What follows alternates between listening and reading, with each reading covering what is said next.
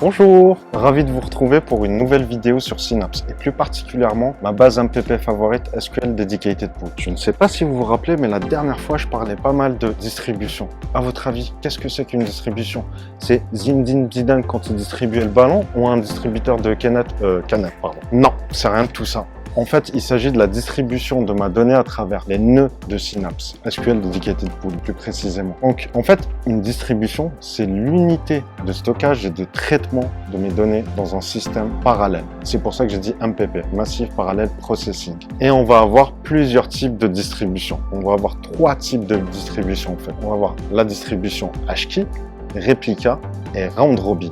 On va parler plus de Round Robin à travers un exemple pour essayer de mieux comprendre ensemble. Imaginons que j'ai 100 cornets de glace. Oui, j'ai choisi les cornets de glace parce qu'il fait très chaud en ce moment et c'est mon rêve, vous voyez, de manger un bon cornet de glace au chocolat. Donc 100 cornets de glace de n'importe quelle marque et je vais avoir 5 congélateurs pour ranger ces cornets de glace. Ces cornets de glace, on peut les voir comme mes lignes de données dans une table que je souhaite injecter dans ma base de données. Sur les 100 cornets de glace, je vais dire à Synapse qu'il va m'appliquer une distribution Round Robin ou tourniquet en français. Ça me fait penser au petit manège, je sais pas pour vous, mais voilà. Donc, une distribution Round Robin, ça va être une distribution uniforme et aléatoire sur mes 5 congélateurs ou 5 nœuds, ou 60 si j'en ai plus côté SQL Dedicated Pool. Par exemple, je vais avoir de 1 à 20 sur mon premier congélo et de 1 encore à 20 cornets sur mon 5e congélo et idem sur les autres. Donc, on voit bien que sur mes 5 congélos, j'ai 20 cornets de glace. Donc, c'est une distribution uniforme et aléatoire. En fait, si on fait le parallèle techniquement, c'est 100 lignes, 5 nœuds,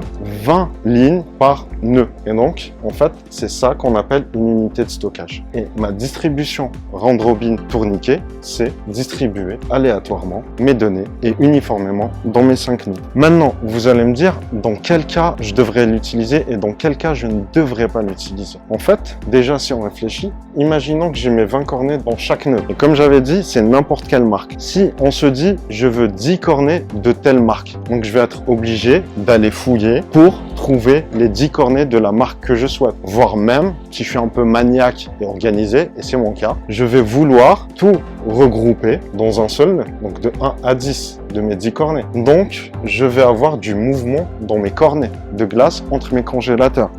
Et en fait, pardon, le stylo m'échappe des mains, c'est les ronçons de la gloire. Et donc, du coup, en fait, c'est ce qui se passe avec mes lignes. Dès que je vais demander de m'envoyer de certaines données, donc à travers une requête, et que je suis avec une distribution Round Robin, il va y avoir du mouvement de la donnée, du data movement ou du shuffling. Je vous rassure, c'est pas la chanson I'm Knowing I'm Shuffling, c'est vraiment du shuffling côté technique. Donc, comme vous l'aurez compris, il vaut mieux éviter ce mouvement pour avoir de meilleures performances. Et donc, malheureusement, oui, il y a plusieurs donc, mais c'est une suite logique. Il faut éviter tout ce qui est jointure. Pour tout ce qui est dimension, étape de fait, pour ceux qui font de la BI, malheureusement, c'est pas fait pour ça en fait. Le Round Robin, je l'utiliserai pour du staging ou bien tout ce qui est CTE, table temp.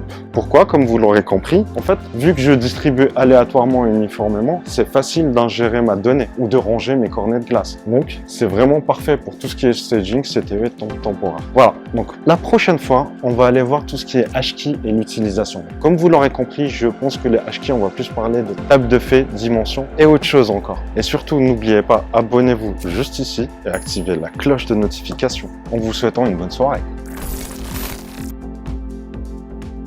Azure Synapse Analytics. De nos jours, chez des clients, je peux rencontrer des architectures de type ADF, Azure SQL.